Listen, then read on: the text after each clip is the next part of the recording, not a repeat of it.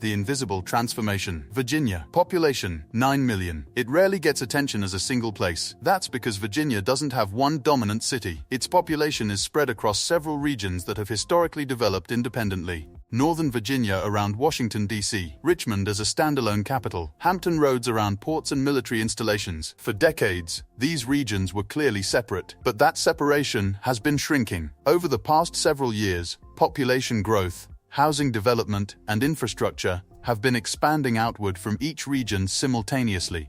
Growth hasn't stayed contained within metro boundaries.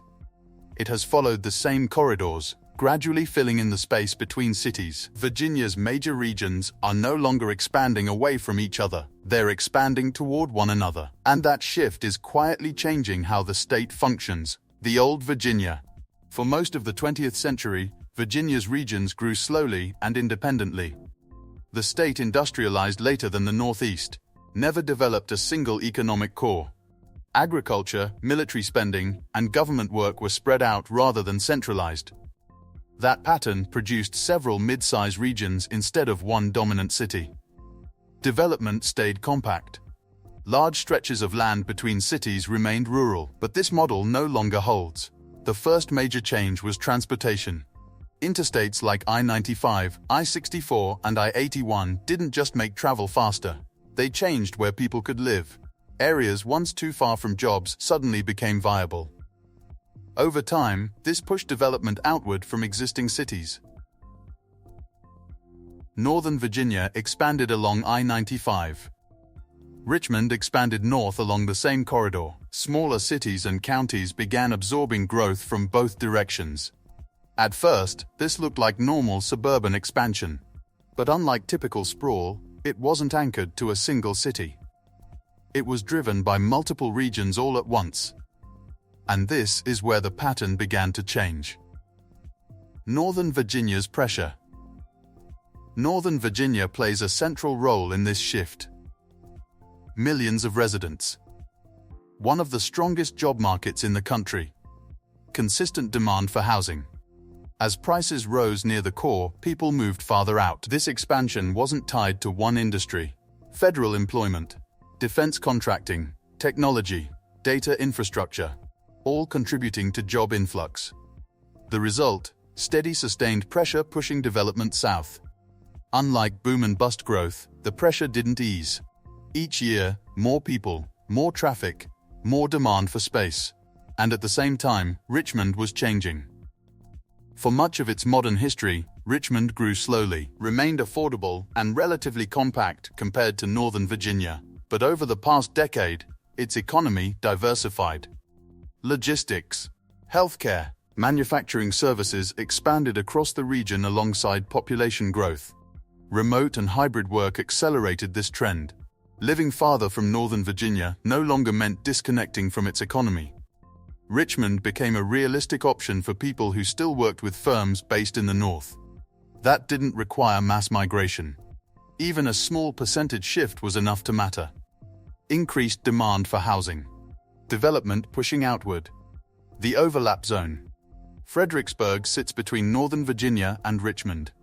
Historically, it was a clear boundary between regions. Today, it functions as an overlap zone. People commute north from it. Others commute south. Employers recruit from both directions. This kind of growth doesn't happen in isolation. It only occurs when regions begin functioning as part of the same system. Fredericksburg isn't becoming a major city on its own. Its role is different. It connects larger regions that are no longer operating independently. As development filled in along I-95, other corridors followed similar paths. I-64 strengthened connections between Richmond and Hampton Roads. Freight, port traffic, and logistics tied these regions together economically. Infrastructure investment reinforced this connection. Hampton Roads, while geographically distinct, became increasingly integrated into statewide growth. The Port of Virginia expanded. Military spending supported supply chains. Jobs created along the coast supported development well beyond it. The region didn't pull away from the rest of the state. It became an anchor point within a larger network. The mega region emerges. Viewed up close, Virginia still looks divided. Different skylines, separate economies, different local governments. But mega-regions aren't defined by appearances, they're defined by how places function together. In Virginia, labor markets now overlap. Infrastructure serves multiple regions at once. Housing pressure ripples outward instead of staying constrained. This transformation has been gradual, which is why it's easy to miss. No single announcement, no defining moment, no obvious turning point. Development accumulated year after year, filling in gaps that once seemed permanent. Look at the numbers. Northern Virginia, over 3 million people, still growing. Richmond Metro, 1.3 million, expanding faster than it has in decades. Hampton Roads, 1.8 million, integrated into statewide logistics networks. Combined, these regions represent over 70% of Virginia's population, and the space between them is shrinking every year. The transportation crisis. Quiet growth brings challenges. Transportation is the most visible. Highways designed to connect separate metros now function as daily commuter routes. Traffic increases even without major population spikes in any one city. Congestion spreads because the system is regional, not local. I-95 between Northern Virginia and Richmond wasn't built for this level of daily commuter traffic. Yet that's exactly what it's become. Morning rush hour now extends 50 miles south of Washington, D.C. Evening rush hour stretches north from Richmond. The overlap zone, Fredericksburg and surrounding counties, experiences traffic in both directions simultaneously. While public transportation exists, it was never designed for this scale or pattern of growth. Rail connections are limited in frequency and speed. Most travel still depends entirely on cars. Virginia Railway Express serves Northern Virginia commuters, but it doesn't extend to Richmond. Amtrak runs between the regions, but frequency is too low for daily commuting.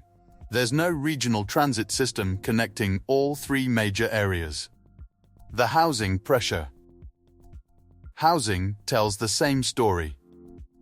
Northern Virginia has been expensive for years.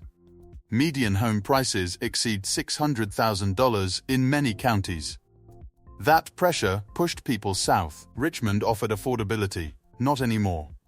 Median home prices in Richmond Metro now exceed $350,000, up significantly from just 5 years ago. Counties between the regions, Spotsylvania, Caroline, Hanover, are experiencing rapid price increases. These were once rural areas, affordable by default because they were far from jobs. Now they're commuter zones, close enough to reach either Northern Virginia or Richmond. Prices reflect that change. Developers are responding. New subdivisions appearing throughout the corridor, but most development is low-density suburban, single-family homes on large lots. This pattern consumes land quickly, creates car dependency, increases infrastructure costs, yet it continues because zoning laws favor it. And demand remains strong. The economic integration. The regions aren't just physically connecting, they're economically integrating. Northern Virginia's tech sector no longer stays contained. Companies open satellite offices in Richmond. Employees live anywhere along the corridor. Richmond's logistics sector serves the entire region. Distribution centers locate between cities to optimize access. Hampton Roads port activity supports supply chains stretching inland. Data centers, Virginia's massive growth industry, locate based on power availability and fiber connectivity, not city boundaries. These facilities appear throughout the state, wherever infrastructure supports them. The result, a labor market that increasingly functions as one system. Job postings in Northern Virginia recruit from Richmond. Richmond employers hire from Northern Virginia. Hybrid work accelerates this. Physical location matters less when you're only in the office twice a week. This creates opportunity, but also competition. Workers benefit from more options, but also face pressure from a larger talent pool. The irreversible shift. Despite challenges, this shift is largely irreversible. Once regions begin functioning together, they never separate again. Economic ties deepen. Infrastructure reinforces connections. Population patterns solidify. Virginia's transformation mirrors patterns happening across America. North Carolina's triangle and Charlotte are merging. Texas's major cities are expanding toward each other. The East Coast is becoming a continuous urban corridor from Boston to Washington. These aren't isolated phenomena. They're the future of American urbanization. Single dominant cities gave way to multi-city regions. Now multi-city regions are becoming mega-regions. Virginia is ahead of this curve. Not because of intentional planning. Because geography and economics aligned. Northern Virginia's federal employment. Richmond's central location. Hampton Roads' port access. Each region had strengths. Growth connected them. What comes next? The question isn't whether Virginia's regions will continue merging.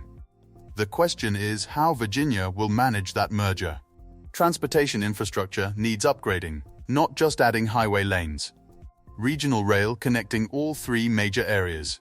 Dedicated bus rapid transit. Coordinated transit planning. Housing policy needs rethinking. Allowing denser development near transit. Reforming zoning to permit missing middle housing. Economic development needs regional coordination. Not competition between localities for the same companies. Environmental protection becomes critical. As development spreads, green space disappears. Water resources face pressure. These aren't Northern Virginia problems or Richmond problems. They're regional challenges requiring regional solutions. But Virginia's government structure wasn't designed for this. Cities and counties operate independently. State government coordinates loosely. There's no regional authority with real power. Other mega-regions face the same issue. Few have solved it effectively. Virginia's transformation from separate regions to an emerging mega-region is reshaping America's future. Not through grand announcements or deliberate planning. Through thousands of individual decisions. People choosing where to live. Companies choosing where to locate. Developers choosing where to build. Each decision small.